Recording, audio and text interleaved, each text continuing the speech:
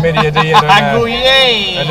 is een prachtige dag, het zonnetje schijnt en de PC is in volle gang. Gouden dag. Gouden dag met een gouden rondje. Een dag met een gouden rondje. Wie wil hier graag wat in het dingetje zitten? We hebben geen pech. Dag met een krul. Daar maar een gouden krul, mooi een gouden rondje en ja, doe maar. Maar nou, ik heb verder weinig meer te zitten. Zit, had je nog wat? Nou, ik heb weer puikenpartijen zien.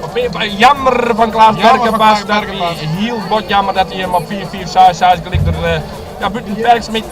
Maar het is net oors, dat is sport. Zat maar eind die carrière, dat is super schande. Het is een anticlimax, het is jammer van die beste Berkenpas. Beste Berkenpas. Hier verdient het net, Maar keer er wat nog Berkenpas? Nou, weinig.